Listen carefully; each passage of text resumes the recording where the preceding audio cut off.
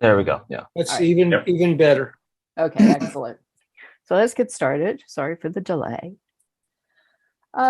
So the goals for the evening are to provide candidates and the public information about the election process, to highlight requirements for candidacy, and to help candidates know what to expect from now through the end of the election.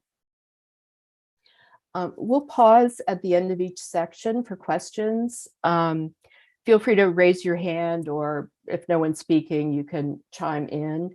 If questions get really long and involved, I may stop you and we'll fill in any needed information later, because we're going to try to keep this to an hour if we can. Remember to mute your microphone if you're not speaking. All right. So it's up to me to let you know about the important dates up to and including the election. And they start soon. Indeed, they start a week from today. On September 13th, Tuesday at 7:30, we have the Nominating Caucus for city elections. Nominated candidates must file their campaign registration, finance registration, if it's not already filed, by September 16th, that same Friday of next week, by 5 p.m. The deadline is also for declining a nomination if you've been nominated. The following Monday, you have the weekend to prepare a financial disclosure statement and candidate's 500-word statement and a photo for the city newsletter. As with all photos in this new and exciting digital age, try to make it a nice high-resolution head and shoulders photo and not something wildly counterproductive to your electoral success. Monday, September 26th, a week later at 4 p.m., your first campaign finance report is due, and Matt's going to talk about campaign finance reporting in a bit, so you'll know more about what's required for that report. We've streamlined this, so you have a second report due October 17th on Monday, again at 4 p.m. And then election day, the big day, November 8th, 7 o'clock to 8 o'clock a.m. to 8 p.m. on Tuesday. Election day, aloha. Monday, November 14th. So this would be the following Monday after election day. Any anonymous campaign contributions need to be contributed to the City of Tacoma Park General Fund. And then 2 days later, 7:30 p.m., the certified results are reported to the City Council. So in that intervening period, the Board of Elections will be doing its job and counting the ballot. The following Monday, we have a swearing in of the new City Council. Congratulations to all the winners. The following Monday is the third campaign finance report due from your campaign.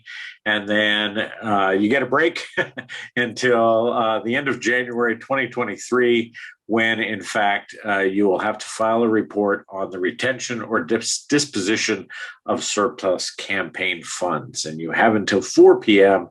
on the last day of January 2023 to do that. If you are interested in becoming a candidate, you have to meet certain qualifications. One is to be a registered Maryland voter. You need to be 18 by the date of the election. And for City Council, you need to reside in the ward for 6 months prior to the election and remain a resident of the ward during your term. If anybody's running for mayor, and I don't recall that anybody introduced themselves as running for mayor, but to do so, you need to reside in the city for 6 months prior to the election and remain a resident of Tacoma Park during your term.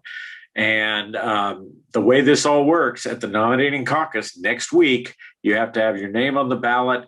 You have to receive a nomination and a second at the caucus on the 13th to have your name on the ballot. We do allow write-in candidacies, registered write-ins. Names are listed on the website as a write-in candidate. And then there are, of course, unregistered write-ins. These are write-ins that happen, I assume, Jesse, at the time that someone is voting. The ubiquitous write-ins for Mickey Mouse and the like. The Nominating Caucus. This takes place next Tuesday, as I've said, in the Community Center Auditorium at 7:30. Participation on Zoom is an option for nominators and those seconding a nomination. So there's going to be that capacity. You need to register for the Zoom by 5 p.m. in order to participate as a nominator or a seconder. You must have at least 2 eligible voters, one to nominate you and one to second the nomination. And of course, you can have more than one person speak to the second of the nomination. And speakers are limited to 3 minutes each. So, indulge your inner time limit and your economy of expression. End of the zone of cultivation called the Fertile Crescent. Hi there. At the other end, Can Hey, somebody Mesopotamia. mute their Is it possible microphone? to mute Paul Hubner? Thank you. Okay. I think that's it for the nominating process and the dates. Does anybody have any questions on that? Is this a section break, Jesse, where we might take questions? I think it's a good break. Okay. Hi, Elizabeth. Hi, just a quick question. Well, 2 of them. One, so the ballots are not counted in person anymore? Yeah, they will be. They'll be tabulated by scanner. So Okay. we won't do the hand count. Oh, okay. But it will be done in public. Okay, thanks. And also, so when you're running for the council member, and somebody's nominating you, they have to live in your ward, is that correct? That's correct. Okay, thank you. Yes. Randy? Go ahead, Randy. Yeah, that was my question, whether the eligible voter must be in your ward, and the answer is yes. Thank you very much for that clarification. We have a question in chat from Mark Sherman who asks, can you nominate yourself at the nominating caucus, I assume? You can nominate yourself, or you can second your nomination, but you cannot do both. And presumably you live in your ward, so that helps. Yeah. Hey, Mike, sorry. Go ahead. I was going to ask, this PowerPoint will be provided to us? It will, yes. Okay, good. I don't want to take notes. No, you don't need to take notes. Elizabeth, did you have another question? Oh, I'm sorry. I apologize. No, that's okay. Don't apologize. Any other questions on nominating caucus, qualifications for candidacy, or the important dates? Okay. We'll All right, take it away, Matt. Okay. So might not be me, actually. Jesse, was this you? Sure, I'll take this one. So most of you have already done this, the campaign finance registration. So it's the first check on your eligibility to be a candidate. You must be a registered voter at the identified address in the city. It informs the board and the public that you're considering a run for office and may be soliciting contributions and making expenditures for your campaign. And we're hoping that it assures that you are aware of the campaign finance rules. Can I just add, Jesse, Yes. for that as well, you need to be registered as a candidate before you can raise and spend money for the purpose of running for office. So that has to be done before you can start raising money. Right. I'll cover voter lists quickly. So you can request voter lists from me and from the Montgomery County Board of Elections. What I can provide you is a list of Tacoma Park residents who are registered to vote with my office. And I can provide voter history from 2020. For the full list, the most current list of registered voters, you need to get from Montgomery County directly. And I think what they do is they sell you the whole county. They can't give you or won't give you just the city of Takoma Park. So you'll get a big file. But it improves includes some other things like you can get multiple years of voter history. You can get a walking list. I'm not quite sure what that is, but I'm sure people who have worked elections know that. A street analysis, a street directory, and mailing labels. But I mean, it won't actually be the labels, but it'll be set up for you to make labels for anyone you want. I'm pretty certain that list, you'll be able to tabulate it so that you can see who are Tacoma Park residents within that list. You can organize it. Yeah, they're definitely Tacoma Park. It'll be keyed for the municipal voters. So yes, you'll easily be able to find them. Jesse, is it correct for a candidate, if they want to receive all of the voters in Tacoma Park, they would need to get both the list from the Montgomery County Board of Elections as well as the list from your office? Correct. That's right. Because the county doesn't have the list of people who are only registered to vote in Tacoma Park. All right. Any questions about this? I have a couple. Sure. This is Tom Gagliardo. Hi, Tom. How much does the county list cost? How many people are registered just in Tacoma Park? Ooh, it's a couple hundred in Tacoma Park. It's around 11,000 overall, 11,500 maybe, something like that. And those are the voters you get from Montgomery County. The list, I believe, costs $75. That's the county list is 75. Yes. Is there any charge for the Tacoma Park list? No, there's no charge. Okay, thank you. Mark, did you have a question? Once you're up and running and you're going door to door and you meet someone who's not registered to vote, what can you do then and there to help that person register? So you can leave a form with them and encourage them to mail it in or bring it to the city building. You can also have voters, if they're registering with the state of Maryland and they have a Maryland ID, they can register to vote online through the State Board of Elections website. If there would be Tacoma Park only voters, they should register with my office. And you can leave, I can give you forms that you can leave with them. I don't advise candidates to collect the forms, but if you were going to collect the forms, you need to have gone through training with the County Board of Elections to be certified as an election registrar. Elizabeth, I have 3 questions. One is from the previous section. If you're late with the financial reports, of course we won't be, but would that then cancel your candidacy like immediately? No. What happens? Matt, do you want to take this one? Yeah, I believe we would issue, the board would issue a letter to the campaign notifying them of the late. That letter may be posted on the Tacoma Park website as well, so that would become public that you are late with that filing. Okay. And I believe there may be a small fine, and I'll have to check that for you really quickly. Okay. The letter will be strongly worded. Yeah.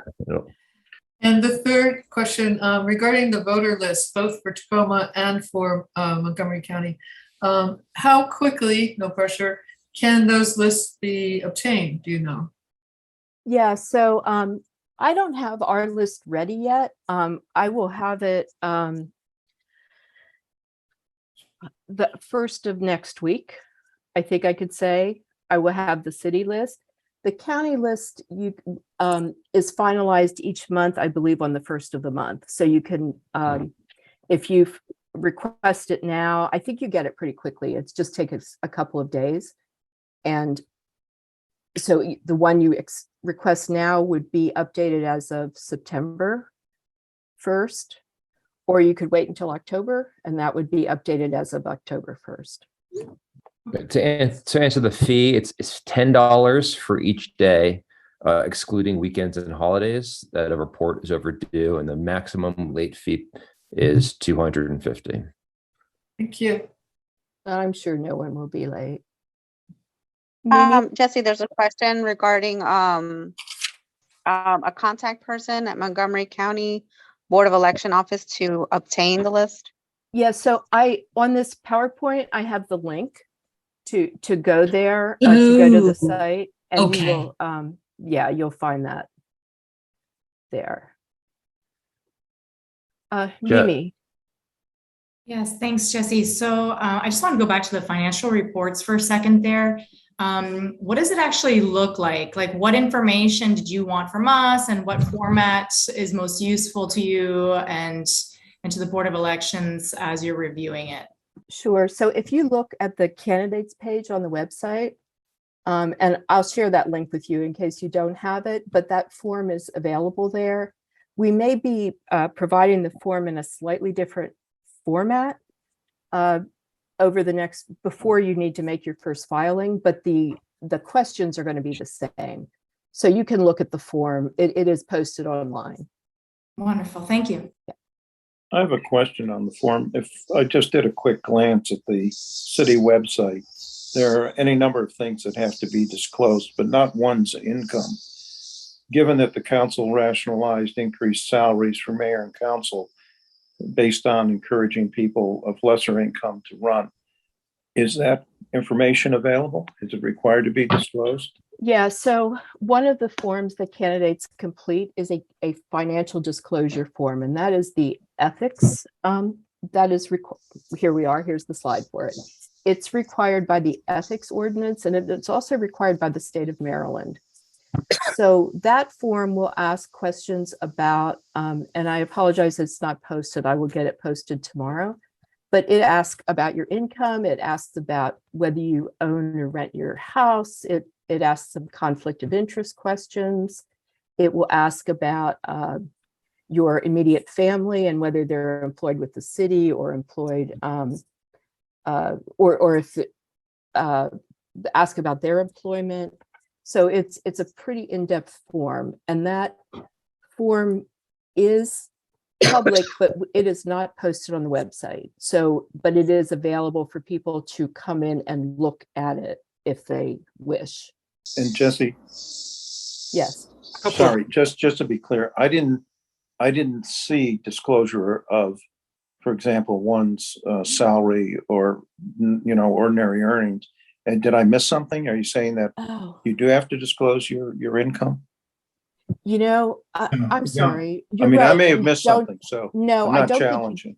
I don't think you did. I think You definitely do not need to disclose how yeah, much money you it's earn. not income. It's just the sources employment. the sources of Yeah. where you work Right. and where your relatives work. Yeah, thank you Yeah. for that. Jesse, can I ask a couple of questions? Randy here. Okay. With regard to the financial disclosure, are receipts required for those expenditures? That's the campaign finance forms. We recommend that you keep the receipts, but you do not have to submit them with the form. All right.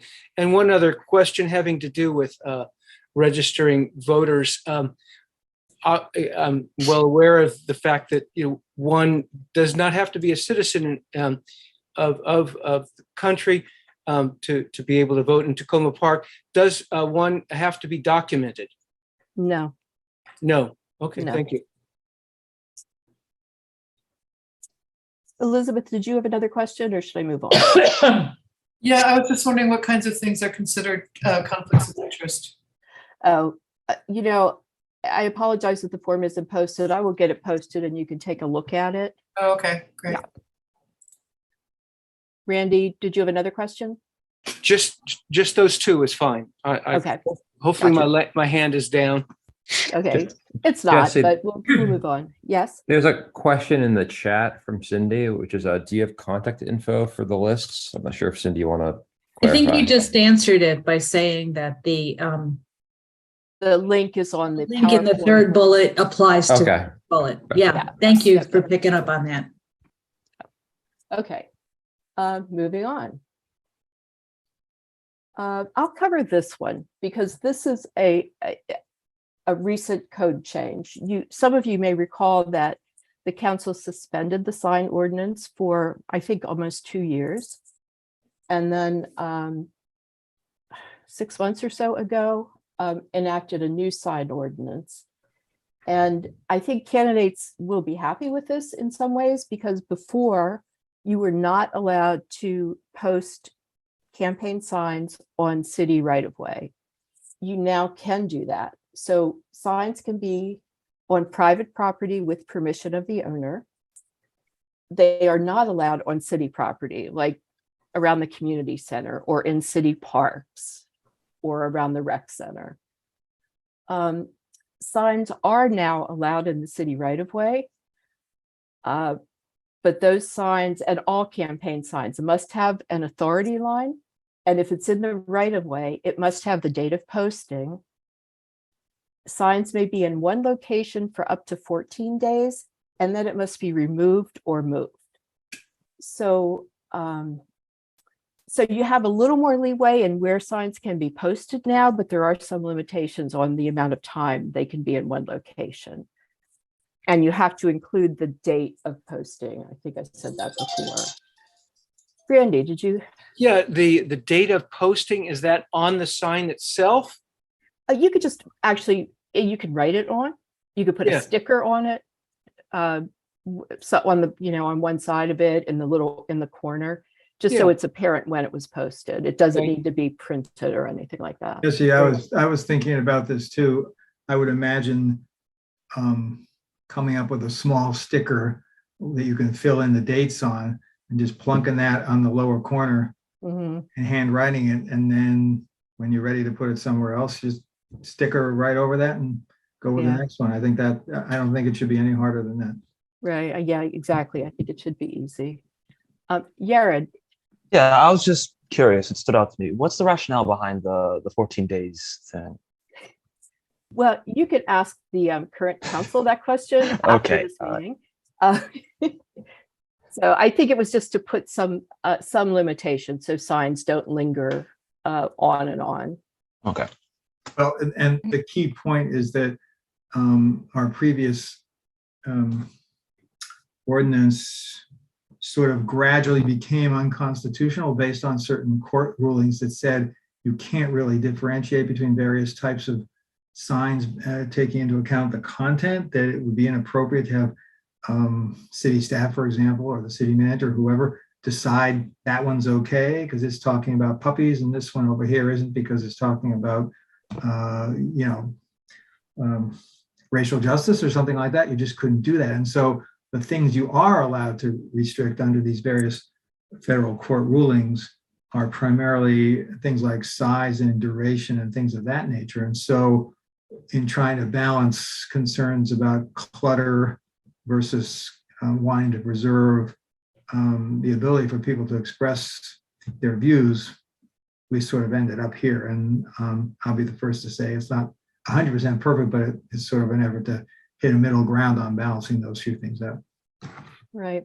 And I will say, if your campaign signs do end up violating the ordinance, code enforcement may very well pick them up and bring them to the city building. You will be able to retrieve them from there, but they may be pulled by code enforcement if they're seen. And I'm hoping with this new ordinance that it's a little more clear about where signs can be and where they can't be. And I'm hoping that it removes some of the friction that we've had in the past about campaign signs. So this will be a good test for it. Mark. Thanks. Two very different questions about signs. Where it says it must be moved, I can imagine picking up a sign, moving it 6 inches and declaring it moved. So I'm wondering if instead of moving it, you could just update it, take off your one sticker and put on a new sticker. It shows that you're conscious of the existence of your sign. You haven't abandoned it. So how's that really going to work? So I feel like I need to take another look at the code, and we'll provide a written answer to that question because I don't recall. I may have written something that's not 100% correct. So I need to look at the ordinance and make sure it requires moving the sign. Okay. Thank you. I look forward to that. My second question is not about rules and regulations, but it is a concern I've long had about the fact that 99% of all campaign signs are made out of plastic and metal, and they end up in the trash. I'm just wondering if people are aware of any resources to make biodegradable, recyclable signs that just don't end up in the trash. It is possible to have them made not from plastic. We don't have any rules about that right now, but I could see something like that in the future. But right now, there's not a limitation, and I understand your concern. Yeah, I just wondered if there was a resource that somebody knows, biodegradablecampaignsigns.com or something. Yeah. Yeah, if I come across anything, or if anybody Sounds else- like you have a good business line right there, Mark. That's right. Start it up. Cindy, I think you were next.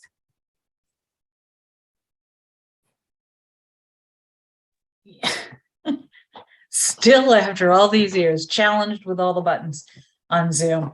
I wanted to ask for clarification, not so much for me, but for everybody, that the 14 days and the stickers apply to city rights of way, not to private property.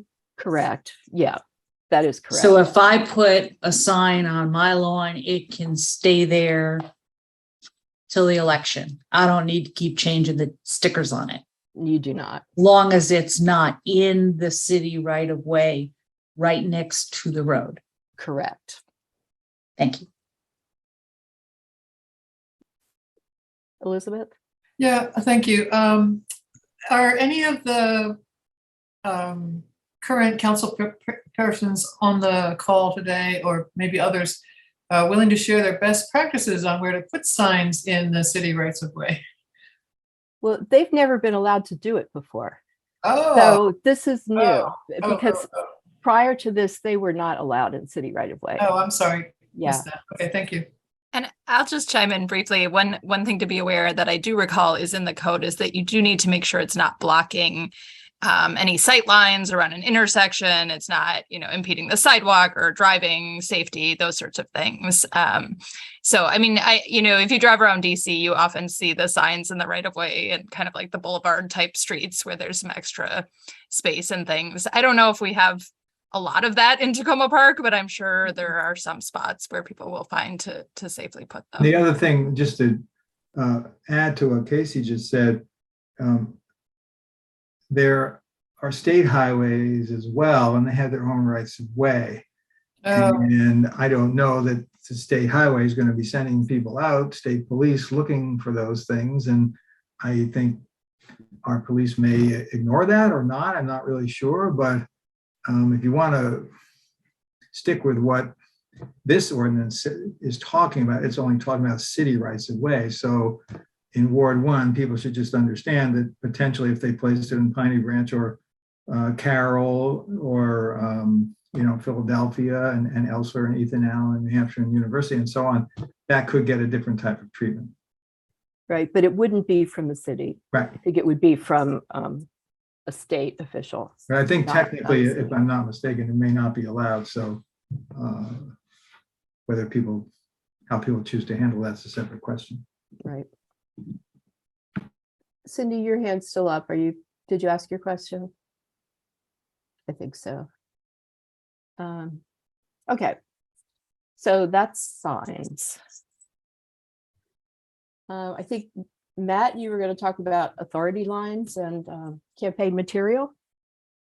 Yeah, that's right. So I think we had a question earlier, though, really quickly. And I think Ambrose asked if the list of the list from the MoCo, the voter lists, I believe they should have the breakdown, Ambrose, of the wards. Certainly the city will, but Montgomery County lists do as well.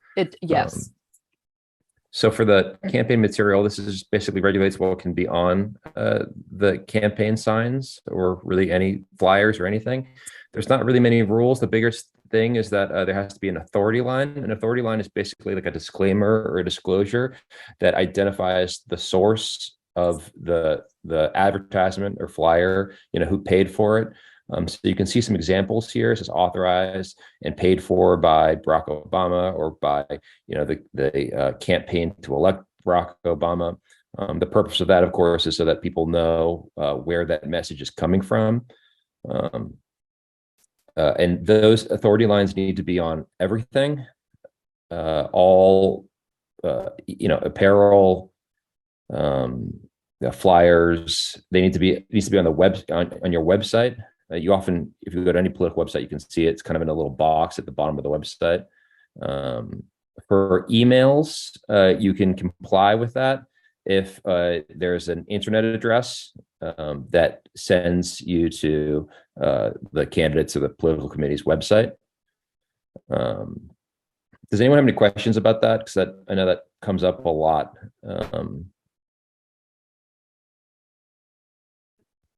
Yeah, so a few years ago, we had a candidate that argued that by simply having the candidate's name on the sign, that showed the authority for placing the sign, and that does not work.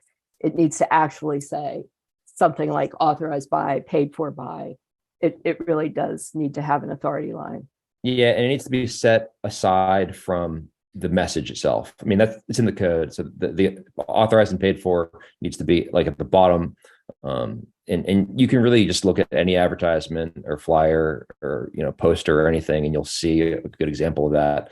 And those will, if it complies with federal law, it'll comply with Tacoma Park law in that regard. So you can usually just kind of follow that format if you want to, just to be sure.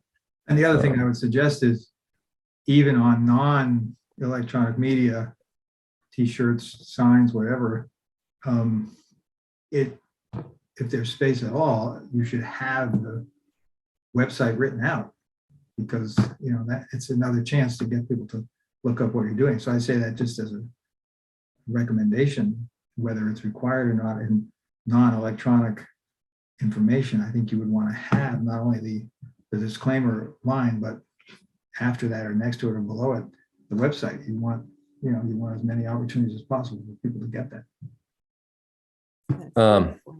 We have two questions in chat from Elizabeth. First is, does every campaign, even if it does not collect donations, require a treasurer?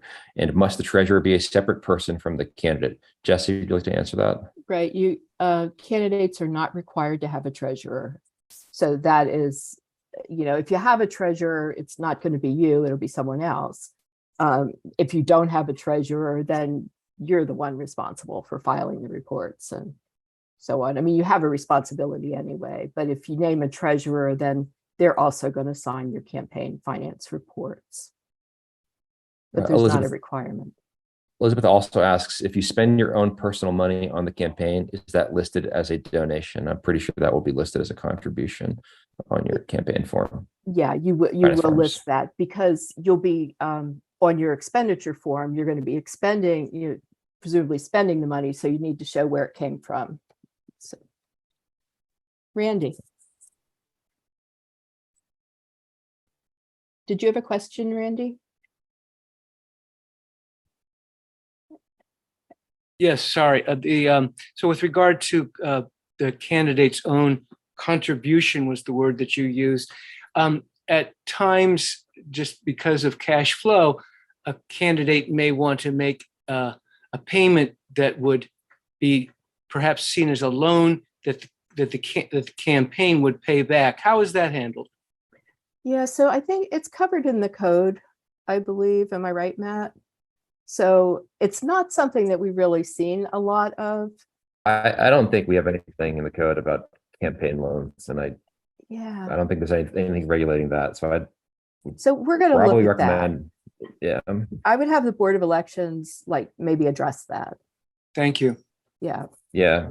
And I think, the situation would more typically be someone is purchasing some flyers and maybe they use their own credit card, or if they have a campaign credit card, it's different, and that could be reimbursed afterwards. That could come from regular contributions, but the person might front the money initially. That would be the type of thing that would be important to clarify, I think, what's allowed in those situations. Right. Mark, do you have a question? I was wondering in this vein if it might be possible to put together a technical assistance workshop for those of us without an accounting background on how to manage the data. Sure. I want to think that the form is pretty self-explanatory and that you won't need that. But if it turns out that things are very unclear and there are lots of questions, the board will figure out a way to, I'm speaking for them, but but I expect they'll find a way to provide that information. Do we want to go ahead with the campaign finance section? Because I think we're getting a lot of questions on that right now. Oh, yeah. Okay. haven't I even was started to thinking we cover were it. past that. We Sorry. haven't even started to cover it We yet. haven't no. even gotten there. Okay. No. Here we go. There. All right. So I think Trevor already covered when those dates are due for the reports, but there are basically 4 times during the campaign and after the campaign where you need to basically submit an accounting of the expenditures and contributions raised by your campaign. And the best practice is to keep track of everything. And I know there was a question earlier about receipts for expenditures.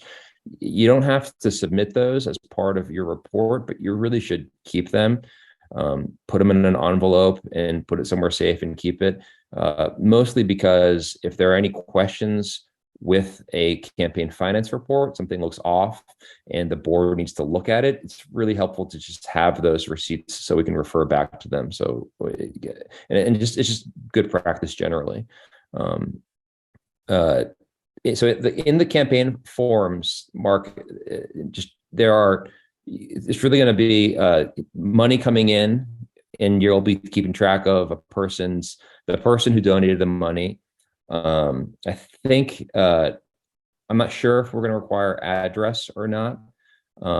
You'll also track the total aggregate that person has donated to a campaign. For expenditures, you're going to list how much you spend and what it was for. So there are 2 types of contributions. Obviously, there's cash, and by cash, we just mean money. It could be, a payment through Venmo or PayPal or, ActBlue or, through a credit card, some other digital cash transfer. And then there's in kind, which is basically a non-monetary donation to a campaign. And the example I like to give for that is if you are a professional caterer and you host a party where you use your professional skills, that would be an in-kind contribution. And so you would have to calculate what the value of those services were, based on an arm's length, transaction. And that would have to be listed as part of a contribution. The maximum contribution from an individual, which is a sum of both the cash and the in-kind, is in aggregate $1,000 per election in Tacoma Park. So if you spend $800 of your time as a caterer hosting a party, and then you donate $300 more, you're $100 over that limit. You'd have to be refunded the difference there. Using things like ActBlue, I'm not sure if it's available for a local rates, but Venmo or PayPal, those are usually pretty good because you can those will log when the date of the donation was made. And it's a lot easier for an accounting. I think the best way to do it is just kind of have a running spreadsheet using an Excel or Google Sheets. You're not permitted to have anonymous donations. If you do receive an anonymous donation, if the person just gives you $50, you should write it down on a piece of paper. And if you know who the anonymous donation was from, you have to return it to them. I've had campaigns where people will say, don't say anyone gave, don't tell anyone I gave you this money, and we have to return that money to them. So you're not allowed to have anonymous donations. If someone leaves $50 in a jar at a party and you don't know who it belongs to, you're required to return it to the city, I believe. Jesse, is that right? Right. If you can't return it to the donor, presumably you can't. You have to donate it to the city general fund. Yes. Are there any questions before we keep going? I know that's a lot. There is a question in the chat about must the donor live in Tacoma Park? Yeah, hold on a second. So let's Wait do a minute, one at a time. Yeah, let's John, look at the donor. Okay, go ahead, John. Must the donor live in Tacoma Park and or your ward? I don't believe that is the case. They can live anywhere as long as they're not a foreign resident, but anywhere in the United States.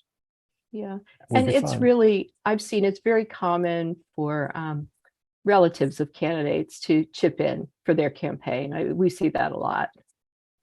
So they may not be, a sister, a cousin might contribute, and that's very common. Mimi. Hi, Mimi, do you have a question? You need to unmute yourself, Mimi. We can't hear you. They wrote it out in the chat. Okay, you could always put it in the chat. I'm having some connection issues. So my question was, thanks. From businesses. Yeah, you're breaking up. So the question is, can you receive money from businesses? Can we receive donations from businesses? I think that's a prohibited. I believe, but that was a recent addition, so I need to Yeah. double check that. Yeah, we need so to double check that. Let me write that down. Yeah, you cannot accept corporate contributions. Yeah, the board's going to double check.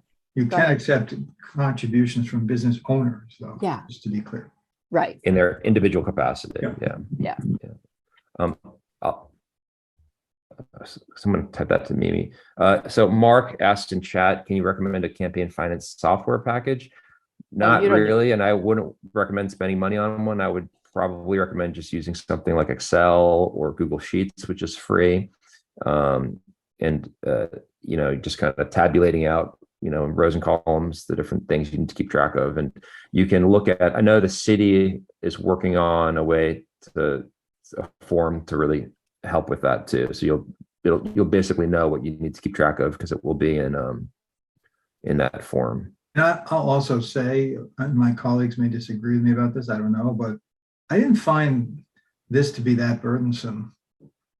It depends how many contributions you get, and maybe I didn't get that many, but it's just, you can handwrite them onto the form that the city provides, and as long as the numbers kind of add up, you're fine. It wasn't one of these things where to me, it would be worth investing in software or anything like that. If you can deputize it to someone else who's helping on your campaign and just check it out, make sure it looks good, that's probably worth it. But of all the things to super worry about, other than making sure that the thing gets in on time, I personally didn't find that filling out those forms was that tough. And again, my colleagues may completely disagree with me, but that was my experience. I'll say I agree with that as well. It is not overly complicated or burdensome for the most part. You just have to sort of in the moment make sure that you're keeping track of things and doing the tallying. I think the other thing, which was mentioned before, and I can't remember what I used, but there is some sort of online donation systems you can use. And now a lot of people prefer to do things online instead of actually write you a check. So that can make it even easier because you have sort of a report coming from those services as well. 100%. Yep. I feel like I saw another hand, but maybe not. Yeah, it's going up and down, I think. Any other questions? Randy? Yeah, I guess I just was wondering, the types of contributions was cash and in kind. Presumably, all of our campaigns have a lot of volunteer contributions from friends and family. We do not need to calculate that. Am I correct that, or in some way estimate that? That's correct. But a volunteer contribution can turn into an in contribution in certain circumstances. So recall like the example of the caterer. If that caterer, bakes cookies for a person or makes phone calls, that's volunteer time. If the caterer uses their company and the equipment for their company to host a party, that's an in-kind contribution. So, the usual kind of volunteer activities are, writing letters, knocking on doors. Yeah, well, people calls. Those are not in-kind contributions. No. Yeah, so like meet and greets, or somebody helps you design your logo or something like that. Okay. But if it's a professional designer who does it professionally, it might come closer to becoming a contribution. If they're providing you professional services with what they do in their professional, life, that comes a lot closer to being an in-kind contribution versus a volunteer. Oops. Cynthia posed. So sorry. Excuse me. Sorry. So, Randy, does that answer your question? Yes. All right. Elizabeth, do you have a question? Yeah, is it okay if I understand that a business can't contribute, but can a business put your sign in their store window? Or is that? Of course. Of course. It's their window. They can put any legal sign in their window. Okay. Yeah. Yared. So just to jump off Randy's question, am I correct in assuming then that the distinction between a volunteer donation and a income donation would be, is the person in question using assets that have a lot of liquid behind, like there's some value in that? Is that? Well, a person's time is very valuable too, but that's true. But it's something. It's the difference between what can you do on your own versus what you invested a lot of money in what you're using to achieve. Yeah, the idea is that like if it's like someone using their company's assets, or if they own a bakery and then they use their bakery to host a big party. But we'll get to the safe harbor event, which is a separate exclusion. But those things will be treated as in kind. Like if a bakery makes 2,000 bagels to give to people, that that might be an in kind. Okay. Thank you. All right, moving along. For this, I think we'd already talked about prohibited contributions. Can I just say one other thing about? Oh yeah, of course. Just to be clear, and my understanding is that if there's a party at someone's house, and then some other person brings $500 worth of food that they bought at Costco and just brings it to the party, and the people get to eat that would be an in-kind contribution. It's not just, you can't just do that, 10 times over the course of the campaign. Oh, that was nothing. It was just, that has to be treated as a contribution. The difference might be if the host, puts up some of their own money and serves food in their house, that would be different. But in kind can also include items that someone purchases, just to be clear. Yeah, that's exactly right. I'm sorry, I didn't make that more clear. Just for that party though, for someone who wants to host, there's a safe harbor provision, which basically excludes someone hosting a party for expenses, I think up to $200. Those are not considered contributions. So if I want to host a party and I have to buy some party supplies and some food, so long as it's under $200, that would not be considered contribution or an in-kind contribution. But that's the only exception. Elizabeth, do you have a question? You're muted. Thank you. Recording this information, the contributions, it's not like treating it like it's your income tax, okay? Meaning that you want to show as many contributions that people give you as possible, because it shows how many people support you and encourage you. It's a positive thing to show an in-kind contribution. And if it gets a line item later, as well, you didn't really need to submit that, okay, but it's really good to show it, I think. Mark asks in the chat, are all these finance rules written out somewhere? They're in the code. Obviously in the code. I think we're working on an FAQ if it's not already up on the website, which can go a little more in detail about these. But the final, authority on this is the code. So if you're really not sure about it, that's the best place to look. Let me say that hearing all these questions is really helpful, because we'll be able to put out information directly related to all the questions we're hearing. So I think we'll be able to turn a lot of this around in writing as well to provide guidance. And you can always ask questions as you go along. Ambrose asks in chat, can a minor help to campaign? I don't know the answer to the question, but I know there's nothing in the Tacoma Park elections code that would prohibit a minor from campaigning. Yeah, no, there's no prohibition. Jesse, could you go back to the previous slide for me really quickly? Yes. So I didn't miss anything. Whoops, wait, sorry. Yeah, so another important, the contributions made on behalf of another, I think that's prohibited, Jesse. It is. Sometimes you would have, so contributions should be made directly to a campaign. You shouldn't have someone raising money for you and then giving you that money. Okay. Right. So I want to keep moving. Yeah. Somebody needs to mute their microphone. Okay. So the use of surplus, so at the end of a campaign, you may have money left over in your campaign fund. That money has to, you can hold on to that money to use or to use in a future campaign. And it doesn't have to be a Tacoma Park campaign. It could be a campaign for county or federal or whatever. But otherwise, that those funds must be dispersed. If you decide that you want to clear that account, those funds have to be dispersed. And I think there's a certain, I think there are 501c3s or other organizations that received grant money from the city within the last 2 years.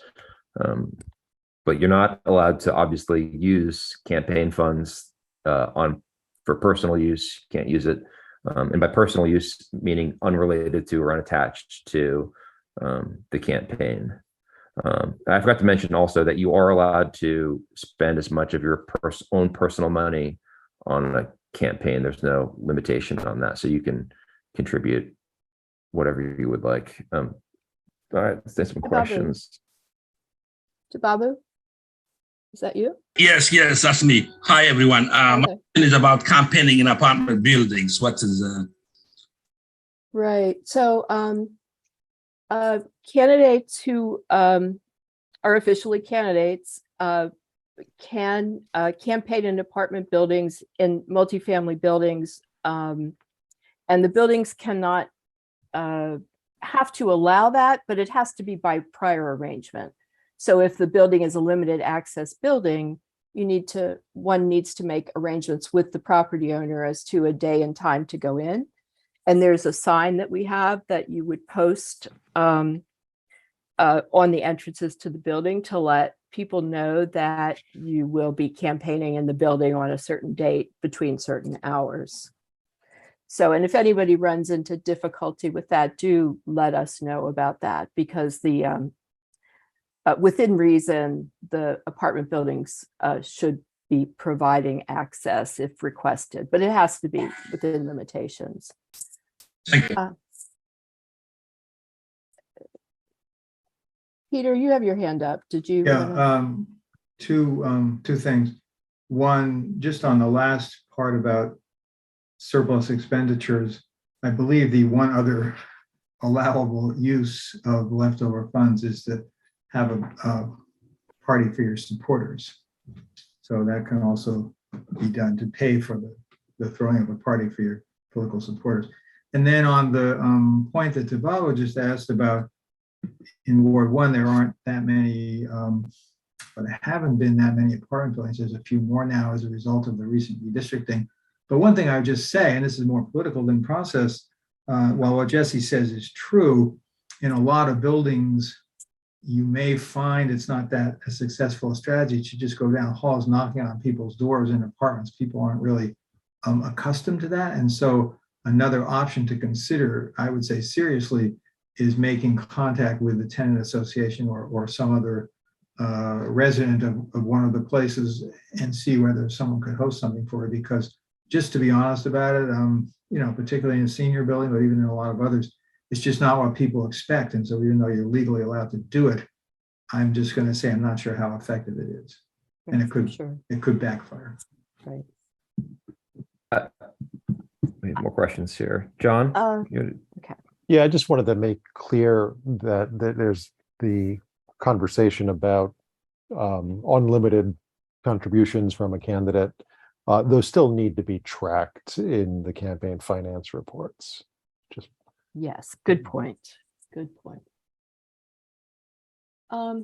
Let's move on and Yeah, I'll say real quick about the bank accounts, Jesse. Just you're not required by Tacoma Park Election Code to keep a separate bank account, but it is a good idea to do so, just to keep those funds separated and not commingle them too much with your own personal funds. And also, generally, with all these lists of what can you use money, how can you spend the rest of your surplus donations, we'll have an FAQ that will list out all of these exceptions and what you're allowed to do on the website, and we'll send that out to everyone. Right. Because I know this is a lot of information. Just It taken is, right yes. now. And this is the first time we've done something like this. So it's, you all are, yeah, we're testing this on you all. And so in 2 years, this will be better still.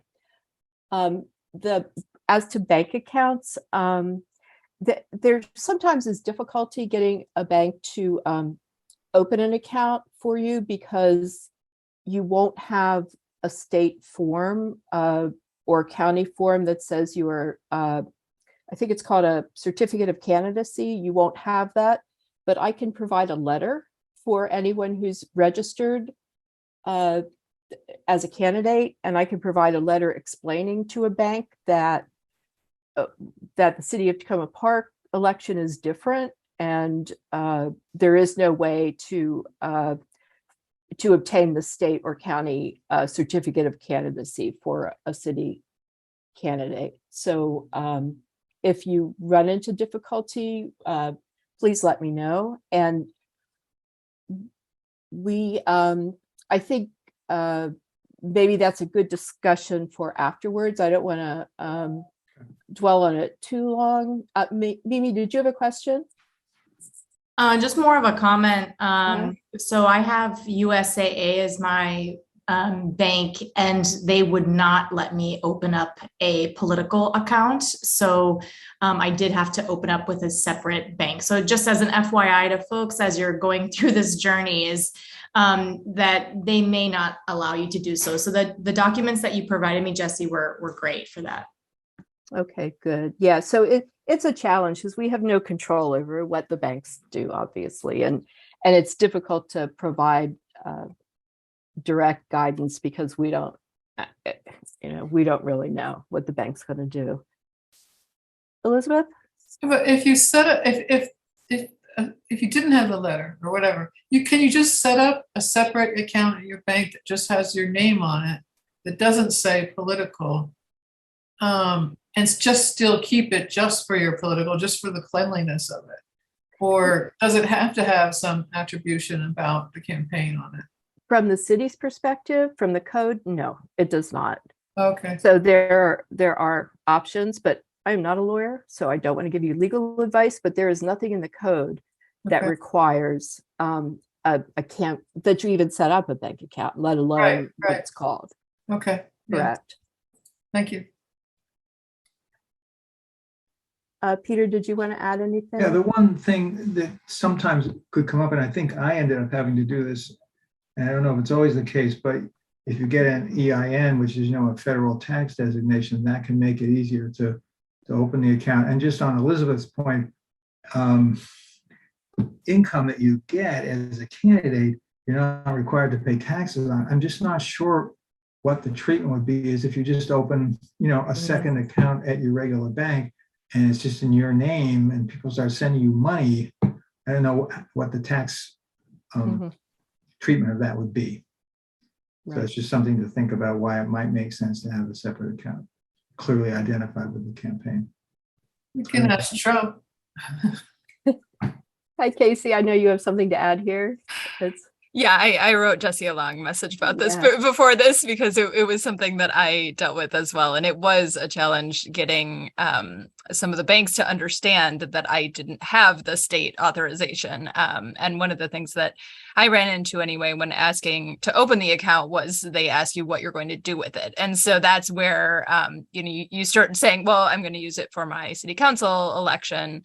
And then it kind of falls into this category of campaign account. So I think to the extent possible, just following those rules and then following up with the letter from Jesse. And it did just take me a little bit longer to explain to them a few times that I didn't have that other documentation, but it was possible to do it. So I think it's just a little bit of an extra hurdle to jump through. The other thing to think about was, at least in my experience, the type of account that I had to open because of the EIN number and the campaign category required me to open an account that had a minimum balance that I pretty much never ended up meeting. I think it was like $1,000 or $1,500 or something like that per month. So some of the funds then ended up going to pay that monthly fee, which is not a huge amount of money, but it does encourage you to want to cancel that account soon after the election, obviously. So just keep that in mind as well when you're doing it. Right. And the other experience that I had related to that, I know, Jesse, maybe you want to save some of these things for the end, but there was a way with my account with Bank of America, I think, had I really paid attention, I didn't, to put it into some separate status in the off campaign year when the monthly fees would have been much less and it would have been sort of kind of sleeping a little bit as opposed to sitting there actively. And I was just less observant than I should have been and ended up spending higher monthly fees at times than ideally I would have if I just really looked at that. And then once the campaign was over, or a month or two later when all the expenditures were done, going back to the bank and just say, hey, look, I'm not going to use this for, I don't want to cancel it, but can we just put it into some different status? And there's some ability to do that. It probably varies from bank to bank, or banking system to banking system. I believe you can use contributions to pay for those fees. Just gotta list it on the report. Yeah. No, you can, but all I'm saying is you end up, you don't want to use your contribution for fees that you don't need during the active time. You may have no choice about that, but then later on, if you're not really getting any activity at all in the bank, banks don't like that, and so they charge you fees or they try to close the account or all those kinds of things. So you just need to kind of follow up after the campaign's over just to make sure you know what mode you're in, if that makes sense. Elizabeth, do you have a question? Yeah, I assume that if you do open an account, then you probably want to keep it open until at least January 31st, or till you've accepted our last, that there's no problem with our last submission for the financials. Is that correct? Probably early 2023 is before the earliest you'd want to close the account if you're going to do it. Unless you decide to just disperse the funds beforehand. Some people, when their campaign ends, just close out their account at that point. So there are options. Okay. I seen a question in chat real quickly from Ambrose asking if there's a limit on money to get from other in total. I think so. There's no total limit. The limits are on one person giving to a campaign, which is 1,000. But you could raise 1,000 from every single person in Tacoma Park if you're that good at it. Should we keep going, Jesse? Let's scoot over. So Irma, do you want to take this one or should I do it? Sure. Go ahead. I'm good. So as you may all know, so this year's election will be conducted by mail. And so we will have, as we did in the last election, the ballot drop boxes, which will be located at the community center at the police department level outside their main entrance.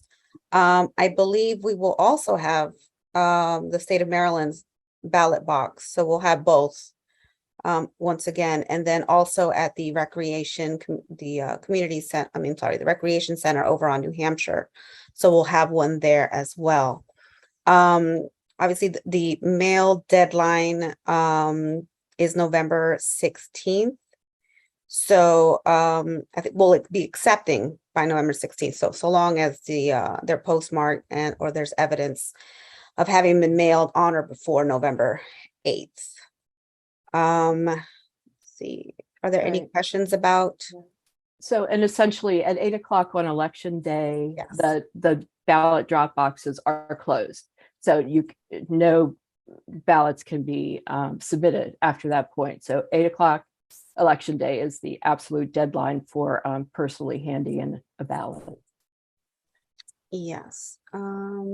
Elizabeth? Is there, these are postage paid envelopes, are they? They are, yes. Yeah, they are. So they can be mailed as well. Yes. So poll watchers, the public can watch most election activity. Candidates may designate poll watchers to view in their place, particularly in the polling place on election day. Candidates are not permitted except to vote. They're not permitted in there.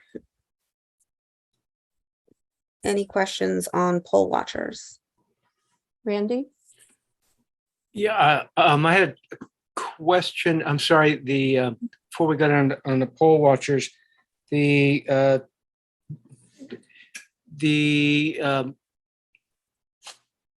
well, I'll come back to it later. I want to scroll on. Thank you.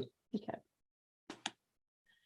Jesse, I'm sorry, Yes. just since we're sort of coming to the end of I noticed, I don't think we covered the registration, voter registration for candidates. I don't know if that's something we want to. We did chat about it a little bit earlier. Candidates, there was a question about what if candidates encounter people who are not registered to vote? And I recommended that they give them a voter registration form that the registrant could submit themselves. I think it's not the best idea for candidates to be collecting voter registration forms. Also, in order to register voters, one needs to have taken the Montgomery County training to become a voter registrar. Oh, I see more questions. Cindy? Yes, thank you. On that question of voter registration, do we know yet when the registration deadline is for registering for the city election? Well, you can register up to and including election day. So, okay. Yep. Right. But that should be done in person, not by form. Right. Okay. And backing up for a minute to the voting, when will the drop boxes be open? Yeah, so 2 weeks ahead? No. I mean, probably October 9th, around there, around that point. It won't be for well, a good question. Probably the first week of October. So when will the ballots be mailed? They can't be mailed before October 9th. Okay, so by code. Target mailing is that week starting October 9th? Yes. So people can vote as soon as that. Okay, that's what I want to know. Thank you. Right. I saw Talisha's hand up. Welcome, Talisha. Don't want to. Did you want to say anything? Did you have a question? We lost her, I guess. Any other questions on Terry this? has his hand. Terry has his hand up. Looks like. Okay. Oh yeah. You're muted. I was just going to suggest that somebody on your campaign committee might go through the training with the Board of Elections so that they're eligible to help people to fill in the registration. And that way the candidate doesn't get involved. He just, passes along the information to his worker.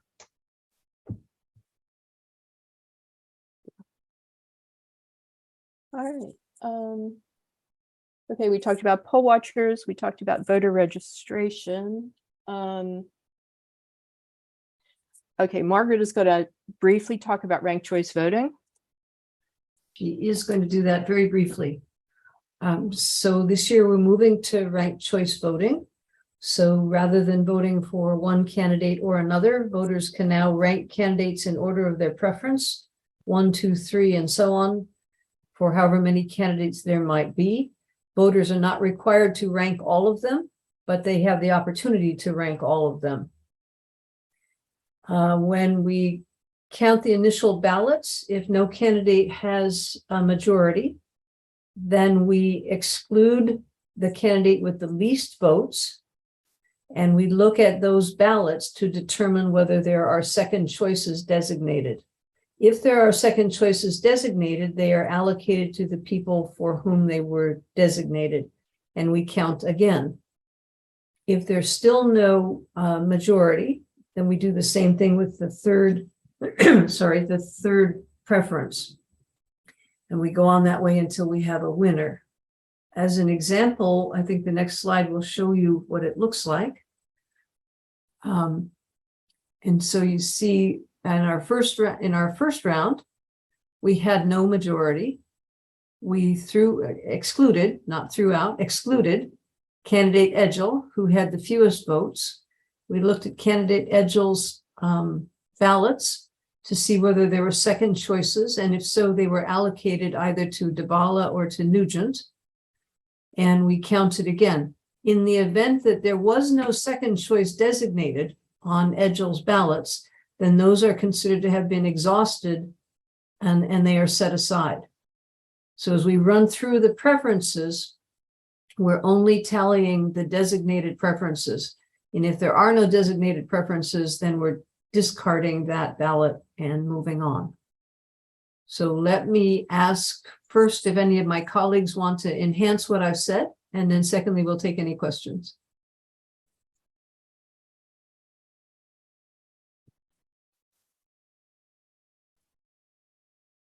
Okay, and All right. pointing out that the city has mailings that will explain how this works. Yes. Terry has his hand up again. Uh-oh. I can't see your hand, Terry. I'm sorry. Yeah. Okay. Go ahead. I lost that the same place I lost my mute button, so I did not have my hand up. Thank you. All right, I guess we're good. Talisha. Oh, okay. Talisha's question was asked by Cindy. So back over to you, Cindy. Oh, Mark? I was just wondering, maybe I missed it at the top of the presentation, but if you could introduce the people who have shared the podium with you today, Jesse. Oh.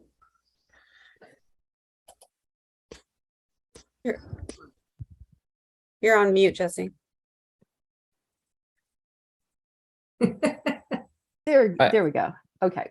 Yeah, why don't I just do the introductions quickly. So you've heard from Irma Nalvarte, Assistant City Clerk. You've heard from Matt Ling. He's putting his hand up. These are Board of Elections members. Matthew Ling, Margaret Morehouse, John Quinn. Trevor Perry Giles is also on the call. And who am I missing? Is that everyone? Ben Bellows. Oh yeah, Ben Bellows. Right. So most of the Board of Elections is on the call as well. All right, so I feel like we've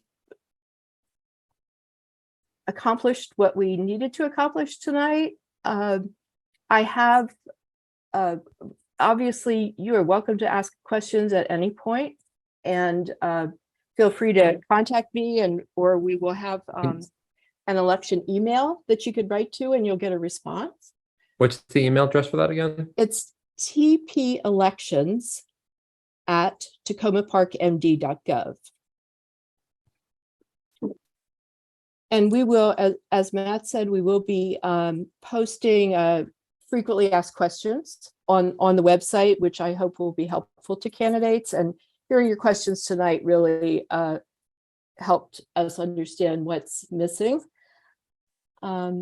For anyone who's interested, before I go to the Q&A with council members, I wanted to say that the city manager has offered to spend 30 to 45 minutes on a phone call, perhaps, or in person, just if any of the candidates have questions or wanted to hear from him, so he can give you a little introduction to the city.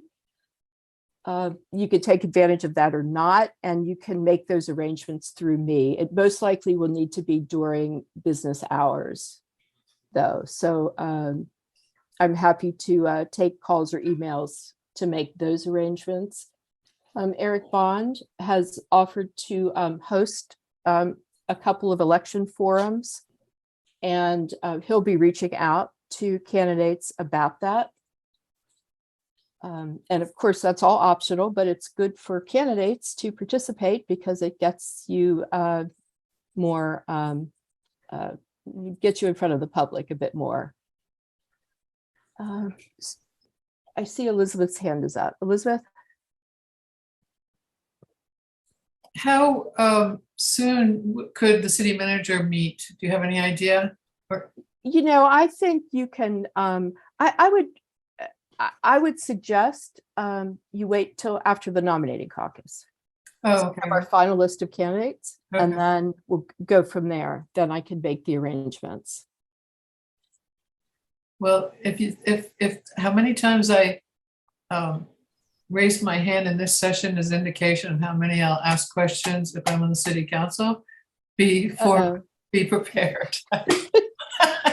We don't like to stay up that late. Okay, say it another way. Doesn't matter. Yeah. So for anyone who's interested to stay on the call, Casey Kostick and Peter Kovar, who are both serving on the council now and have served for a while. Councilmember Kostick has been on the council since 2017, I believe, and Councilmember Kovar has been a council member since, I think, 2015. Is that correct? Well, I think I'm correct. So they've offered. Yes, that's correct. Yes. Yeah. So they've offered to answer questions if anyone who's running for council or thinking of running for council, they can answer questions about what a council member does and what serving on the council is like.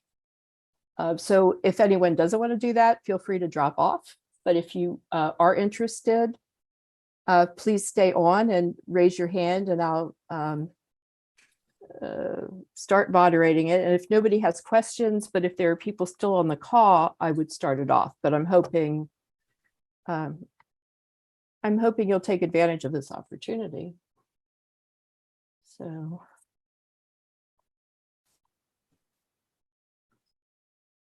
Great. And actually, Peter and Casey, if you want to moderate this, you can. Before you start over, yes. Yeah. Will there be, you will send us the slides from this? Yes. Thank you. And is there a recording? Yes, it is being recorded, and we will post the recording tomorrow. Okay, thank you very much. Yeah, it may be the end of the day. It may take a bit. So I get the slides, because I want to put some links directly in the slides, and they're not there right now. So thanks so much. So I will do that. Does anybody have any questions not for Councilmember Kostick or Councilmember Kovar? I think I asked that the wrong way. Does anybody have any unrelated questions that haven't been addressed yet? No. Okay. Yared, you had your hand up first, I think. Well, by the way, I'll take the opportunity to take the first shot, so to speak. All right. My question is fairly simple to start this off. What would you say is the biggest challenges when it comes to city council member work?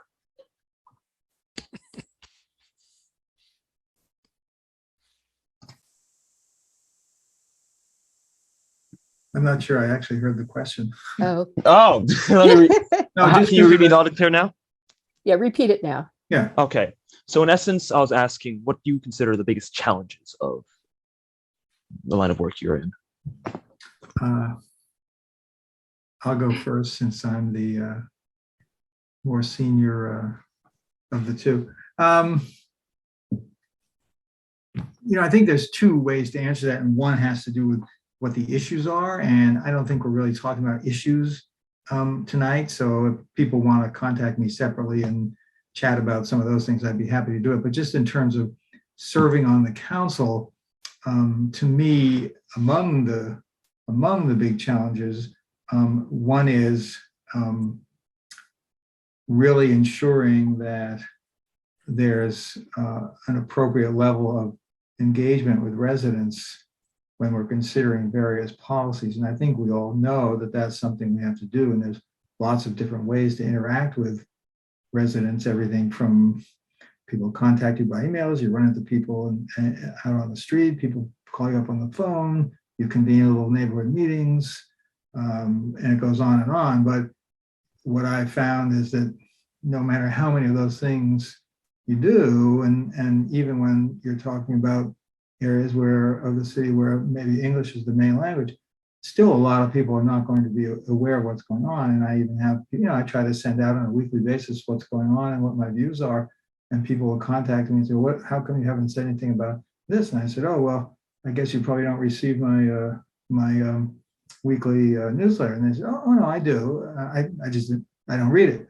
And so that I don't disparage people who say that. I think that illustrates that it's on us to try to continually find more and better ways to engage with the public. And I think especially when you consider that for a lot of people, they don't speak English, is that much harder. So to me, that's one of the biggest things, and to try to ensure that we're hearing from and taking into account the views of as wide a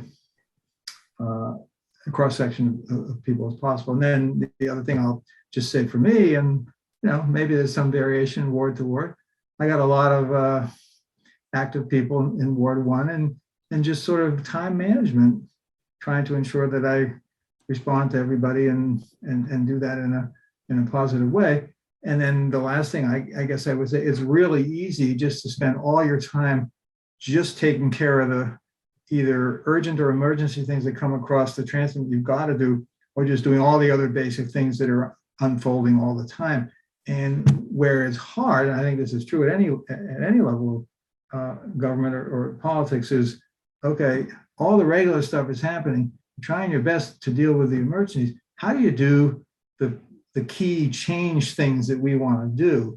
Because that requires not only discharging all those other things, but then stopping to find the time to figure out what those things are and pushing them through and getting them done. So those are three things that occur to me. Yeah, and I think that's an excellent answer, Peter, and would agree with all of that.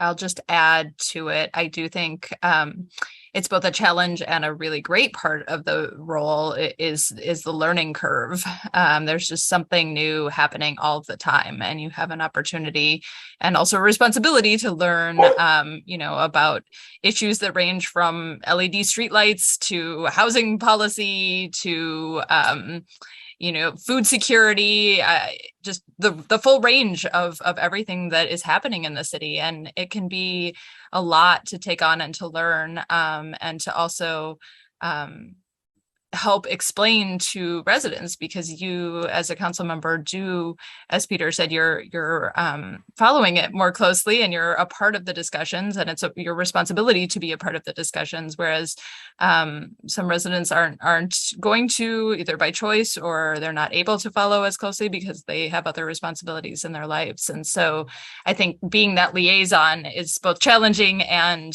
really rewarding, and it's interesting to learn as you go along. And then I also think the time management part is huge. It can be a lot of work, and there can be stressors that come up. It can be hard when people are contacting you about difficulties they're having and concerns they have about paying their mortgage, or their children, and whatever the situation is with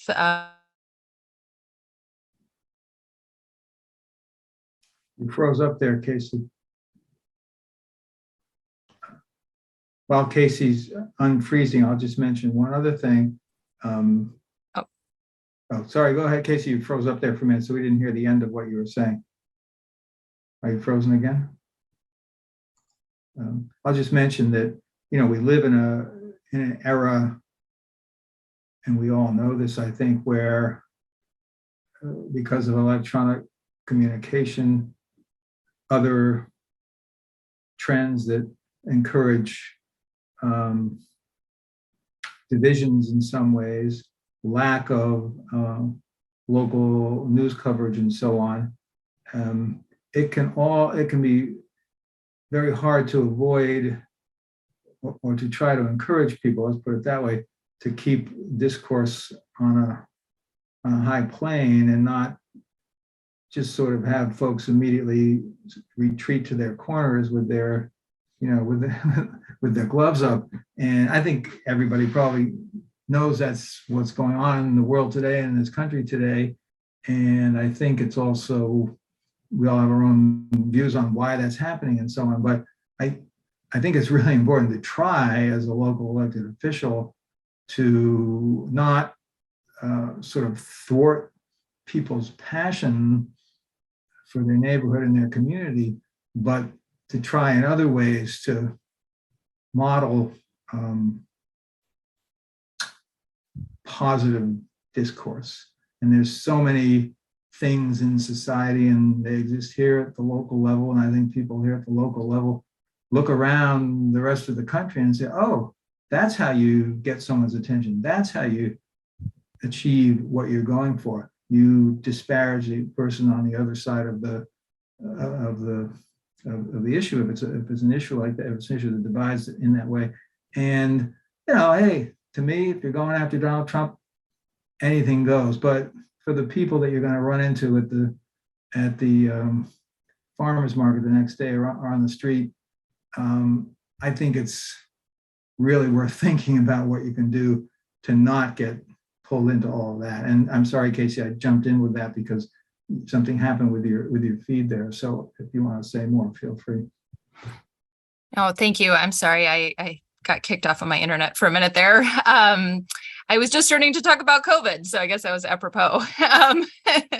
And the many issues and differences that we had throughout the pandemic in terms of just doing this job during a time that has been exceedingly difficult for many in the community, as well as just the shift in understanding how to do that work electronically and some other things. But I also just want to thank you all for your interest and decision to run, because I think that's really, really important. And it's really what keeps our democracy alive. So thank you. I mean, it's huge that you all are doing this, and I really appreciate it. Peter and Casey, there's a question in the chat. Elizabeth Wallace is asking, how many hours a week do you average on the job? I can start off. There was a report done about 2 years ago now, maybe, by a committee that looked at council compensation, that actually surveyed all of the council members and asked how much time we were all spending. And I'd really encourage you to take a look at that. As I recall, I think it ranged for council members from an answer of about 20 hours a week up to like 40 hours a week or more. I think it really depends a lot, though, on the week, and it depends on how you manage your work, and what that work looks like can vary a lot. So, you know, you might be working 20 hours a week, but one week that might involve, you know, going to a festival for several hours and talking with people and hanging out, and that is work, but it's also sort of fun.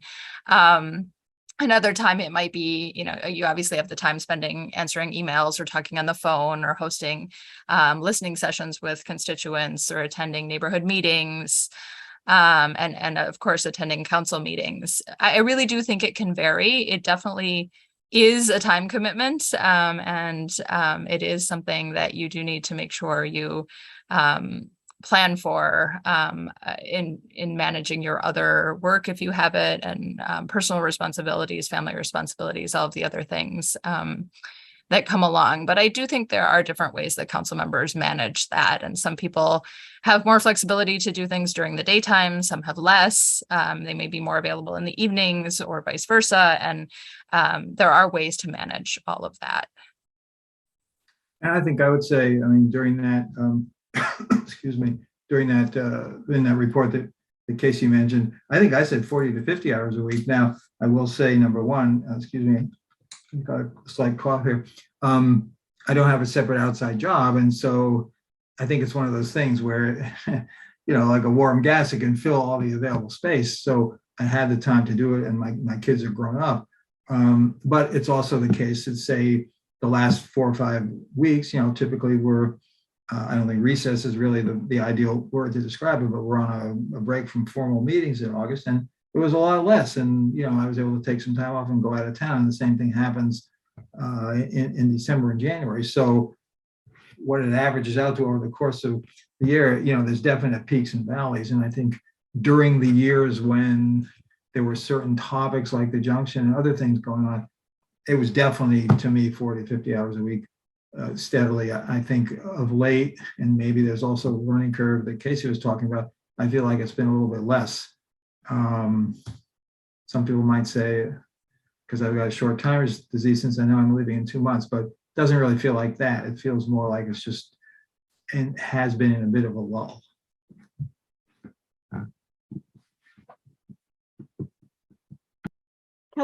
Cindy, you have your hand up. Did you want to say anything here, or is your hand up by accident? No, that's an ups. Okay. To Babu, you had a question? Yeah, I have a question for first Cindy, Peter, and Casey. Profound respect for the public service is highly, deeply appreciated. I know it's a sacrifice for the most part. It's the highest profession, the highest calling. You have my deepest respect and gratitude. That said, my question is, what inspires you to rise up to that service, and where do you draw your reward? What is the moment that says, where is it? Because I know on the city council level, for the most part, it's a sacrifice, you know?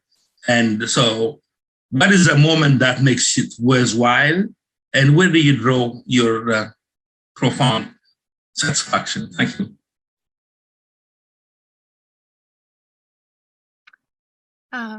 I can start off if that's okay with you, Peter. Yeah, I think that's a great question. Thank you. I think that it is a really rewarding position in many ways, and that is one of the greatest things about it. It takes a lot of work and it does take a lot of time, but it is rewarding, in my opinion, to really see the changes in a positive way that the council can make for the community. And for me, what's kept me focused and wanting to continue to do this work has just been really the community itself and the members of the community who come and share their, whether it, and much of it is not in front of the council publicly. Much of it is just, conversations or phone calls or emails from people, but who share their concerns or their ideas or their dreams for what the community could be. And I think it's been a real honor for me to be a part of trying to help realize some of that. And that is really, really rewarding. The other thing I think is just, we've seen a lot happening at the national level. And I think Peter referenced this a little bit before I got cut off, but Takoma Park can kind of be a little bit of a refuge from that in a way, I think. And I think we have capacity to work together on issues and not be divisive on issues. And certainly things are divisive sometimes, but I do think there's that enormous potential here and so many people who want to work together and make things better. And all of that is really what has kept me going. And I hope we'll keep all of you going in the future as well. Yeah, and thanks for that answer, Casey. And it's a good question to Babu. I've been involved in different levels of politics professionally for a long time and tried to do my part here in the city also. And then when I left the federal government a few years back, before I first ran for the council and got elected in 2015, I had a little more time when I wasn't a Fed anymore. And I was doing more in terms of working on local initiatives and groups and nonprofits and so on. And so when the opportunity came, when my predecessor announced that he wasn't running, it seemed kind of like a natural thing for me to say, okay, instead of just spending some of my time, I can spend more of my time on working on some of these issues. And I think a big part of it is just, it's a great city that we live in. And I think that's probably what's motivating most of the people who are on the call. And I don't think Tababa could single out, one thing and say, this is what made me really happy, as much as just, it's really cool to just think that you're working for the betterment of the city, number one, and the neighborhood that I think we all love. And to me also to show that government can be a positive force for good. And I think the way I think about it is when I had a job working at HUD, the Department of Housing and Urban Development, and the secretary of HUD at that point, this is when Obama was first elected, used to say, I don't necessarily like my job every day, but I love it every day.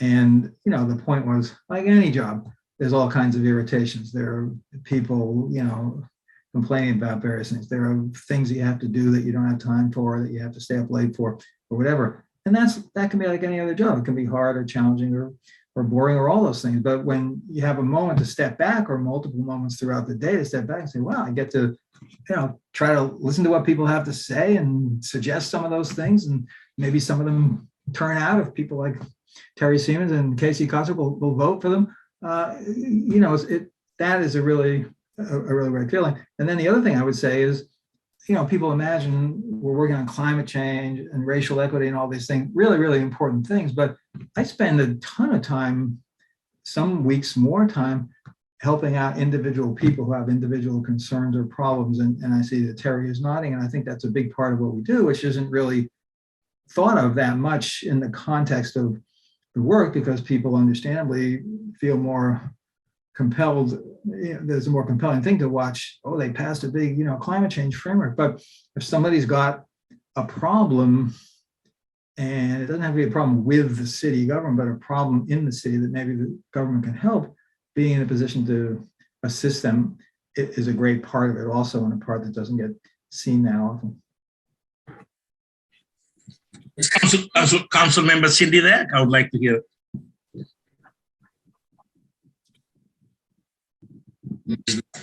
I'm not sure if it's appropriate. I don't think the people who are going to be running are not commenting on those things. But Tababa, because I know you, I will answer the question later tonight, because it's a great question. All right.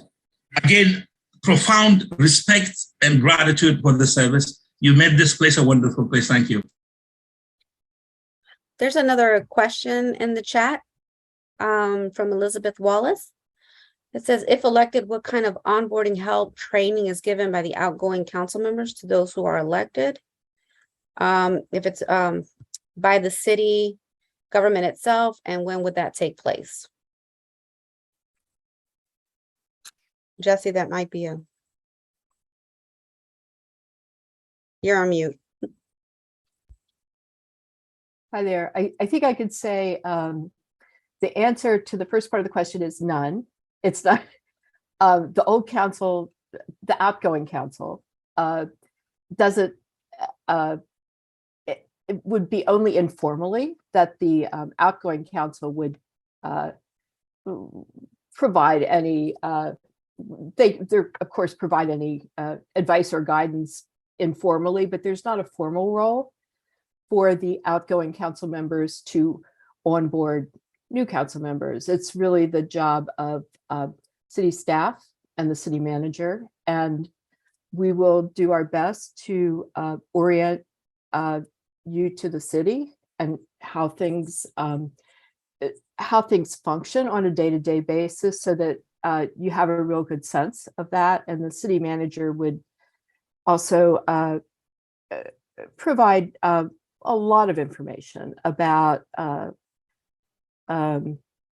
well, he can provide a lot of information. The city manager is the one hire that is done by the city council directly.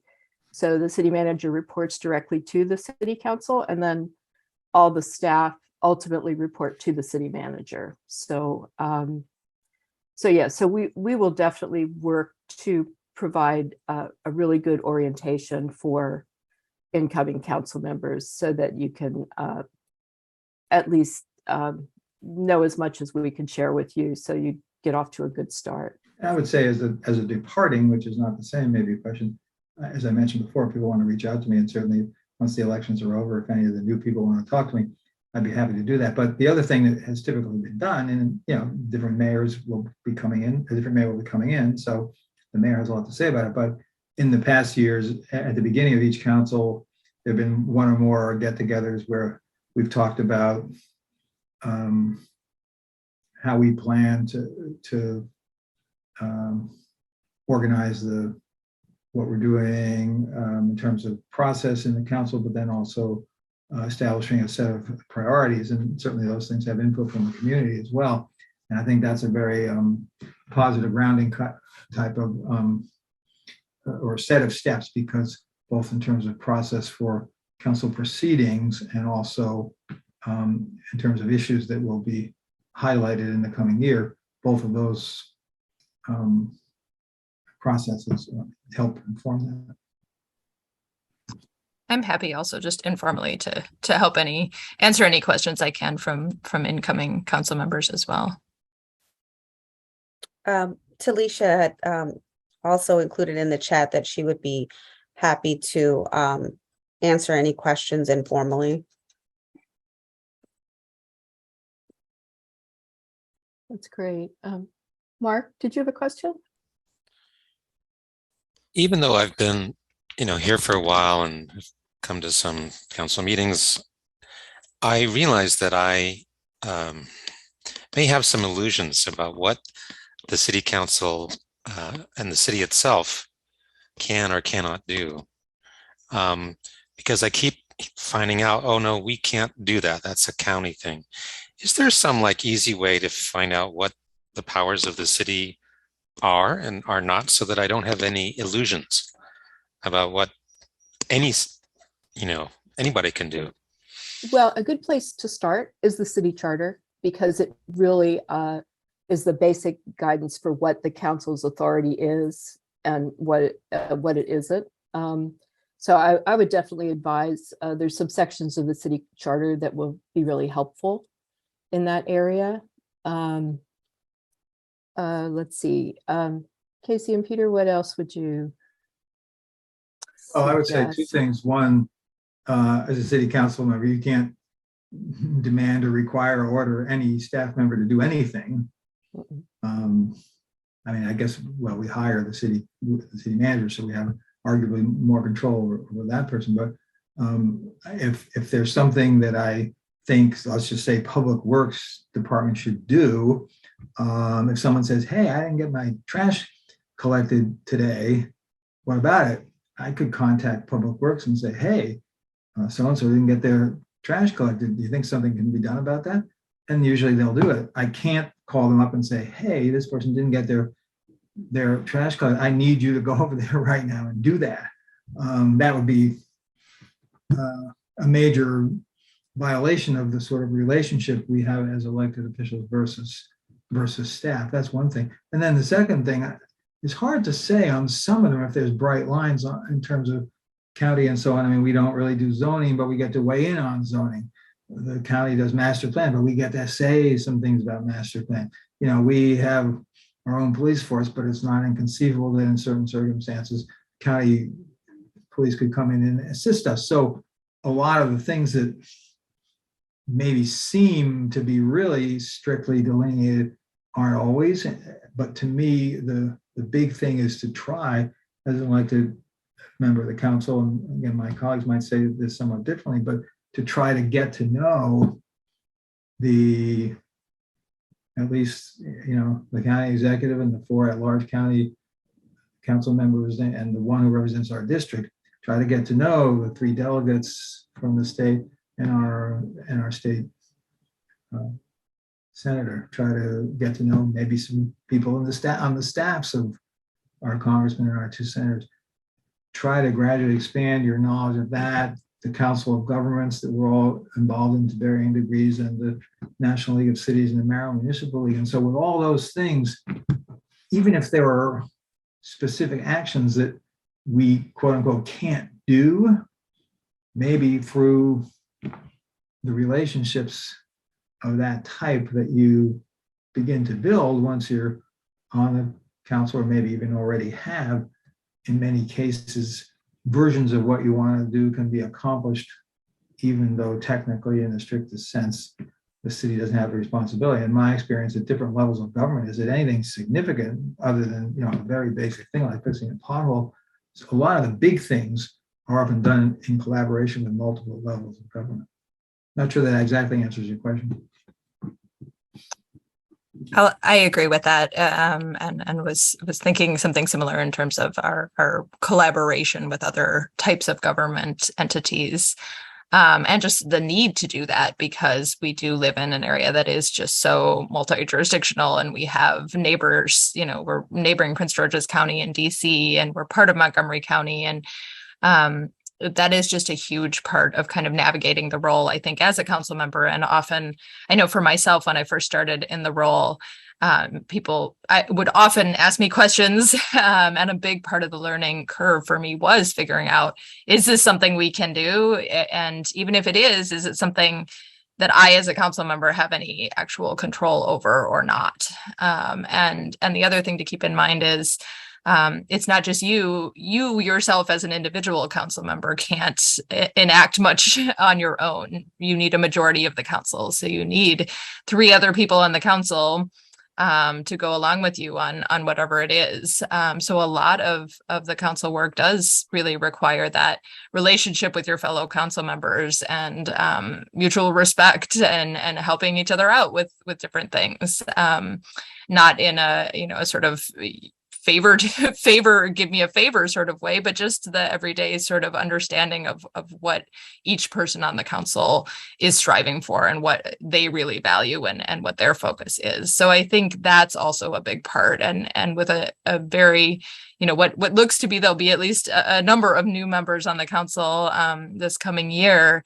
I think that will be a big part of just learning each other on the council and kind of coming together as a council. That will take some time that we as a council this last time did not have to go through, because we had been on the council together in the previous term. Right. And I think that in a lot of things in the world like this, not just in politics, other people may know this from their workspaces, the sort of interpersonal dynamic is arguably more important than the technical thing of what's going on, and the political element can swamp the legal component of something depending on what's going on. So it's important to try to understand the technical things and the legislative details as much as possible, but that isn't sort of the only way things get done. Yeah, I mean, if you want to change the zoning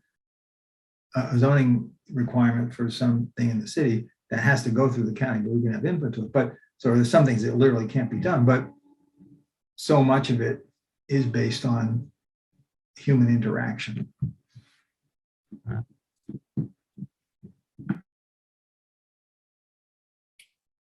Well, I feel like maybe we've reached a natural conclusion to the evening. If there's maybe one more question, but if not, I would say thank you to everybody for joining this call, and thank you especially Casey and Peter for taking the time to provide some probably pretty valuable information about serving on the council. And we will post this so that it can be viewed by others or viewed by you all. As you go along, please don't hesitate to ask questions, and we'll try to keep adding information to the website so more and more information will be available. So I would say let's say good night, and I'll end the call, and thank you everyone for participating. Thank you so much. Thank you. Good night. Thank you very much.